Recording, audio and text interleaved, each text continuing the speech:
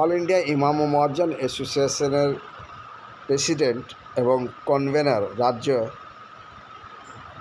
মোহাম্মদ বশিরউদ্দিন নিজের মনের কথা জানালেন যে এই ভারতবর্ষকে কীভাবে দুষ্কৃতীদের দিয়ে বরবাদ করা হচ্ছে আর হিন্দু মুসলিম করে রাজনীতি করা হচ্ছে। উনি বললেন যে যদি হিন্দু মুসলিম করে রাজনীতি করতে হয় তাহলে এই দেশটি বেশি দিন বাঁচবে না। আমরা সবই এক, আমরা হিন্দু মুসলিম সব এক। পাকিস্তান যুদ্ধ নিয়ে উনি বললেন যে আমরা আমাদের গভর্নমেন্টের সাথে আছি আর সাথে থাকব। যারা এই সব করছে তাদের শাস্তি দেওয়া উচিত। অল ইন্ডিয়া ইমাম ও মুয়াজ্জিন অ্যাসোসিয়েশন রাজ্যের ভাইস প্রেসিডেন্ট মিস্টার বশিরউদ্দিন এবং উত্তরবঙ্গ কনভেনর, আজ যে পরিস্থিতি আছে পুরো ইন্ডিয়াতে হিন্দু মুসলিম নিয়ে, কী বলতে চাইছেন? আমি সর্বপ্রথম সারা ভারতবর্ষের মানুষকে একটা কথাই বলবো যে আমাদের ভারতবর্ষ দেশ যে যুদ্ধের পরিস্থিতি হয়েছে ইন্ডিয়া পাকিস্তান, আমরা সরকারের সঙ্গে আছি। ভারতবর্ষের সরকারের সঙ্গে আমরা যত রকমের সহযোগিতা করতে হয় আমরা জান দিতে প্রস্তুত আছি। কিন্তু আমাদের ভারতবর্ষে কিছু কিছু নেতার মুখের ভাষা এত হিন্দু মুসলিম দ্বিচারিতা এবং নিজেদের দেশের মধ্যে গণ্ডগোল লাগার যে সৃষ্টি তৈরি করছে, আমি আমার পলিটিক্যাল পার্টি অল পলিটিক্যাল পার্টিকে বলবো যে আপনারা প্রশাসনের মাধ্যমে এই নেতাদের ভাষাটাকে বন্ধ করুন। ভারতবর্ষের মানুষকে ভারতবর্ষের মানুষের সঙ্গে যুদ্ধ লাগানো বন্ধ করুন। যদি ভারতবর্ষের মানুষ নিজেদের ধর্ম নিয়ে যদি এত উত্তেজিত হয়ে যায় তাহলে আমরা শত্রুদের সঙ্গে কিভাবে যুদ্ধ করব? আমরা দেখছি যে সাধারণ মানুষ রাস্তাঘাটে বেরোতে ভয় পাচ্ছে, ব্যবসা করতে ভয় পাচ্ছে যে কোথায় হিন্দু মুসলিম দাঙ্গা লেগে যাচ্ছে। এই নেতাদের উস্কানিমূলক ভাষাটাকে বন্ধ করতে হবে, নইলে সাধারণ মানুষ পথে নামতে বাধ্য হবে। যে নেতাদের ভোট ব্যাংকের জন্য সাধারণ মানুষের ব্যবসা থেকে পড়াশোনা থেকে সম্পূর্ণ রকমের সমস্যায় মানুষ পড়ছে। এটাকে অবিলম্বে নেতাদেরকে বলবো আপনারা বন্ধ করুন। গত 22শে এপ্রিলে পেহেলগামে যা কিছু হলো, এটা নিশ্চয়ই একটা সিকিউরিটি চুক আছে। এটা নিয়ে কি বলতে চাইছেন হোম মিনিস্টার বা পিএমকে? আমি এই যে 22টা মানুষের প্রাণ গেল তাদের জন্য আমরা খুব মর্মাহত এবং খুব শোকাহত। কিন্তু আমি একটা জিনিস বারবার আমার মনের মধ্যে কোশ্চিন যাচ্ছে যে কাশ্মীরে আমি নিজে 7 বার গেছি, কোথাও আমি চেকিং ছাড়া ঢুকতে পারিনি। রাস্তায় দাঁড়িয়ে আমাদের আই কার্ড চেকিং করা হতো।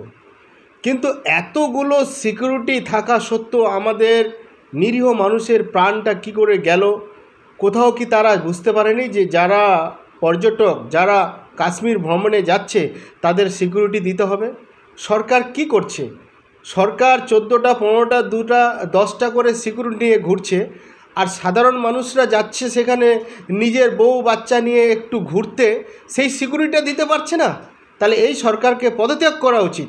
কারণ এই সরকার যদি মানুষের সিকিউরিটি না দিতে পারে, জনগণের সিকিউরিটি না দিতে পারে, তাহলে তিনি ভোট নিয়ে রাজনীতি করবে আর সাধারণ মানুষ মরবে, এটা জনগণ মেনে নেবে না। আমরা দেখছি 2014-র পর যবে থেকে এই সরকার এসছে বিজেপি সরকার, তবে থেকে হিন্দু মুসলিমকে অ্যালাইজ করা হচ্ছে। এই হিন্দু মুসলিম বাঁধানো হচ্ছে, জায়গা জায়গা উস্কানিমূলক কথা বলা হচ্ছে এবং মুসলিমদের টার্গেট করা হচ্ছে। এটা কিভাবে বন্ধ করা যাবে? শুনেন, আমরা ভারতের সংবিধানকে মানি, ভারতের সংবিধান নিয়ে ভারতবর্ষ চলবে।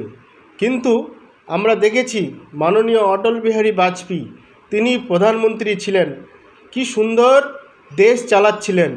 কিন্তু অটল বিহারী বাজপেয়ী যাওয়ার পরে যে প্রধানমন্ত্রী বিজেপি সরকারে এসছে, তারা শুধু তাদের পার্টিটাকে ভালোবাসেন, হিন্দু মুসলমানকে ভালোবাসেন, দেশকে কিভাবে সুন্দরভাবে চালিয়ে নিয়ে যাবেন সেদিকে তাদের নজর নেই। তারা নিজেদের কুর্সি বাঁচানোর জন্য ভারতবর্ষটাকে উত্তপ্ত করে দিয়েছে, ভারতবর্ষের মানুষকে হিন্দু মুসলমানে ভাগ করে দিয়েছে, বন্ধুত্বটাকে নষ্ট করে দিয়েছে, ভ্রাতৃত্বটাকে নষ্ট করে দিয়েছে। তারা নিজেদের শুধু কুর্সিটা কি করে বাঁচবে, তারা কিভাবে প্রধানমন্ত্রিত্ব থাকবেন। আমি স্যালুট জানাই অটল বিহারী বাজপেয়ী, যিনি আমাদের প্রধানমন্ত্রী ছিলেন। তিনার কাছ থেকে এই বিজেপি যদি তাদের বইগুলো পড়ে এবং অটল বিহারী বাজপেয়ীর যদি অনুসরণ করে দেশকে চালাতো, তাহলে ভারতবর্ষ আরও উন্নতর হতো। ভারতবর্ষের মানুষ এত বেকার থাকতো না, বেকার সমস্যা থাকতো না। আমি চাইব যে বিজেপিকে অটল বিহারী বাজপেয়ীর অনুসরণ করে চলা উচিত। ওয়াকফ বোর্ড নিয়ে কি বলবেন, যে ওয়াকফ বোর্ড অ্যামেন্ডমেন্ট অ্যাক্ট 2025 তা যে নাফিজ করা হলো, মুসলিমদের কিভাবে আঘাত করা হচ্ছে? দেখেন, ওয়াকফ সম্পত্তি আপনারা সবাই জানেন, এটা মুসলিমদের সম্পত্তি। গরিব মানুষদের, মুসলিমদের পড়াশোনা, মুসলিমদের ঘরবাড়ি, মুসলিমদের মাদ্রাসা, মসজিদ, কবরস্থানের সম্পত্তি হলো ওয়াকফ সম্পত্তি। ভারতবর্ষের সংবিধান মেনে চলে যারা, তারা ওয়াকফ সম্পত্তি সম্বন্ধে ভালো অভিজ্ঞতা আছে তাদের। কিন্তু ভারতের সংবিধানের যদি ধারাটাই তারা বলে যে এটাকে বাদ দিয়ে কথা বলতে হবে, সেকুলার বাদ দিয়ে কথা বলতে হবে, তাহলে তাদের সাথে আপনারা কিভাবে কথা বলবেন? আজকে প্রশাসন ওয়াকফ সম্পত্তির যে একটা আইনি লড়াই চলছে, প্রশাসন যদি এটাকে একটু সচেতন হয়ে থাকে, তাহলে যারা ওয়াকফ সম্পত্তির আইনটাকে বাতিল করতে যাচ্ছে তাদের বিরুদ্ধে ওয়াকফ প্রশাসন কোনো গুরুত্বপূর্ণ ভূমিকা নিচ্ছে না। ওয়াকফ বোর্ডের নামটাও বদলে দেওয়া হয়েছে, উম্মিদ নাম করে দেওয়া হয়েছে। এটা এই উম্মিদ থেকে আপনি কতটা উম্মিদ বা না উম্মিদ আছেন? না, আমরা ওয়াকফ বোর্ডকে কোনোদিনও উম্মিদ বোর্ড বলে আমরা মানব না। আমরা ওয়াকফ বোর্ড হিসাবেই চালাবো। কারণ ওয়াকফ মানেটা যিনি বুঝবে না, জানবে না, তিনি তো 14টা নাম দিতে পারেন, অনেক জিনিসের নাম চেঞ্জ করছে। আমাদের মনের মধ্যে ওয়াকফ আছে, ওয়াকফেই থাকবে। সরকার কেন ওয়াকফকে নিয়ে এইভাবে খেলা করছে? দেখুন, সরকারের কাজই হচ্ছে দেশকে উন্নয়ন করা। সরকারের কাজ হচ্ছে মানুষকে সিকিউরিটি দেওয়া, মানুষের সঙ্গে সমঝোতা হয়ে চলা। কিন্তু সরকার দেশের উন্নয়ন কিভাবে হবে সেই ইস্যুগুলো না বের করে, ডেভেলপমেন্ট কিভাবে হবে, এডুকেশন কিভাবে এগিয়ে যাবে, ইন্ডাস্ট্রিজ কিভাবে এগিয়ে যাবে, এগুলোর দিকে নজর না দিয়ে এখানে হিন্দু মুসলিম এবং কিভাবে মুসলিমদেরকে কোণঠাসা করা যাবে, কি ইস্যু বের করা যাবে, সেই ইস্যুগুলো নিয়ে মানুষকে ব্যস্ত রাখার চিন্তা ভাবনা করছে। এবং ওয়াকফ বোর্ডের কোনো ইস্যুই নাই। ওয়াকফ নিয়ে হুট করে একটা অ্যামেন্ডমেন্ট বিল পাস করে নিল, তাহলে সংখ্যাগরিষ্ঠ থাকলে যা ইচ্ছা তাই করা যাবে নাকি? সংবিধানের কথাবার্তা কি মানুষ ভুলে গেছে? ভারত স্বাধীন যখন হয় তখন হিন্দু মুসলিম সব, জৈন শিখ খ্রিস্টান এক হয়ে লড়েছে। আজকে কি সেই কথাগুলো তারা ভুলে গেছে? আমরা চাইব এইগুলো বিভ্রান্তমূলক জিনিসগুলোকে বন্ধ করে সরকার সুন্দরভাবে চালায় এবং দেশের কিভাবে উন্নয়ন হবে সেই জিনিসগুলোর দিকে নজর রাখা।